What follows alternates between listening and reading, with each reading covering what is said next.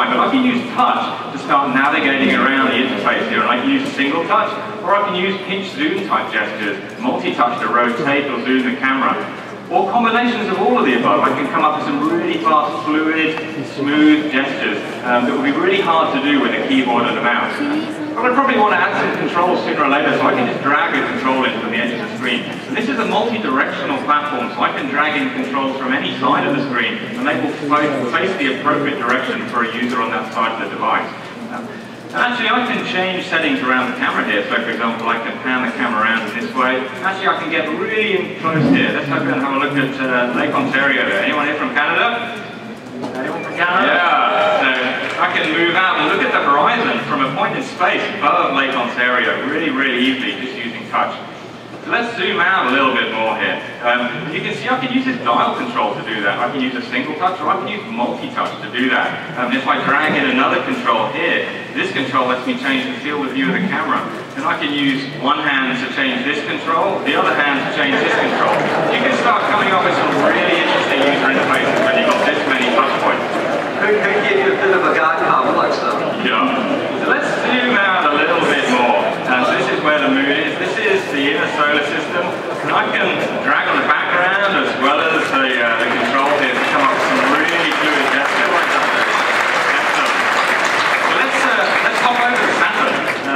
There's Saturn and its rings, and this is a live simulation of the solar system. I can actually unpause this, turn up time to about 1,000 times, and start looking around Saturn and its moons as I change time.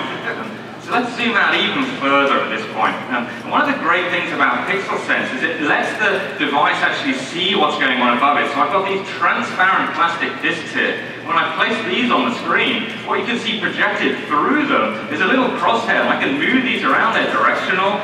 So if you're on a particular side of the device, you can orientate it appropriately, and I can get information about the stars underneath that crosshair by either moving the background or moving the plastic disc around. Only Pixel Sense can actually see what's going on above the table. So this entire panel, the entire screen, has a set of cameras as pixels? Absolutely. 2 million cameras are embedded into the screen, and we stitch them together, produce an image of what's going on above the device. So finally, let's just have a look at the constellations. Now, most of us are familiar with the constellations, at least the lines.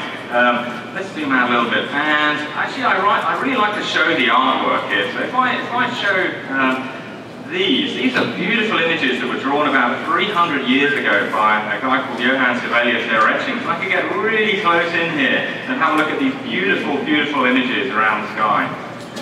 So let's just hop back to Earth again. I'll use another control to do that. You can see it's still spinning around here, so I better turn down time just a little bit.